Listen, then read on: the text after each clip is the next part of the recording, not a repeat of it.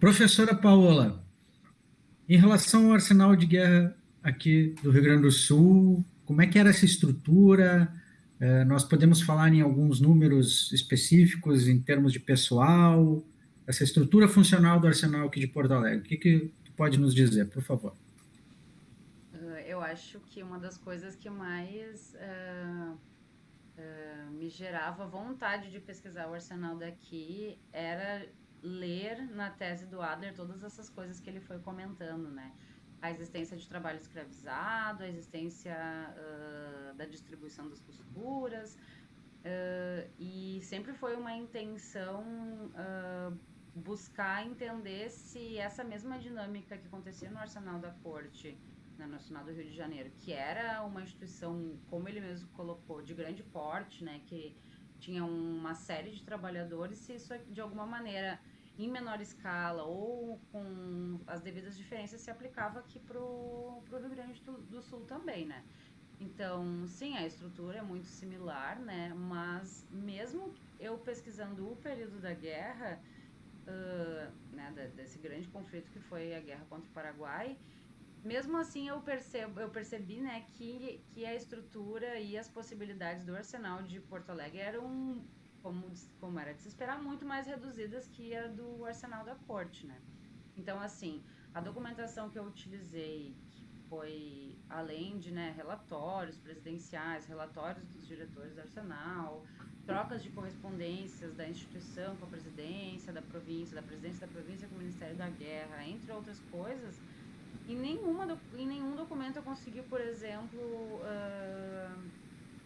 confirmar de alguma maneira que aqui no Arsenal de Porto Alegre se utilizasse mão de obra escravizada, né, por exemplo. Essa foi uma questão que nunca apareceu na documentação. Apesar de que, pela minha lógica e pela lógica da sociedade, eu me levar a crer que sim, apesar de que nas fontes consultadas eu não tive essa confirmação, né?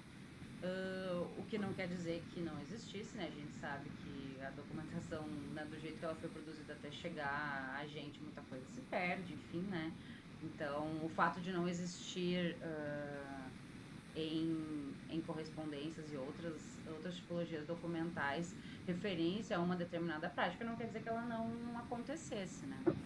Mas eu entendo que o Arsenal de Porto Alegre, assim como os outros arsenais provinciais, são justamente instituições que se espelham, né, na instituição maior, que é o Arsenal da Corte, né?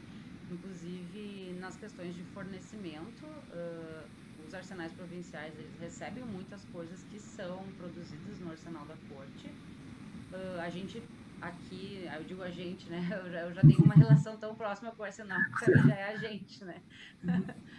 No Arsenal de Porto Alegre não tinha tanta variedade de oficinas, apesar de ter um número bastante grande, chegou a ter, né, 12, 13 oficinas de especialidades diferentes ao mesmo tempo, ainda que nas oficinas normalmente tivesse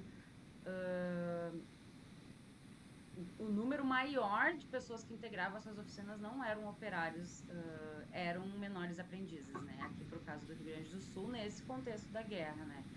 E daí isso pode, né, levar a algumas reflexões, né? Do tipo, bom, esses operários militares talvez tenham ido para a guerra, né? E tenham deixado de fato ali a instituição e tenham, já que eram operários militares, tinham um treinamento militar e poderiam, né?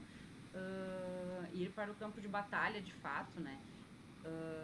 Mas a estrutura, né? Então, assim, é similar, porém muito reduzido, né? Por caso aqui de Porto Alegre.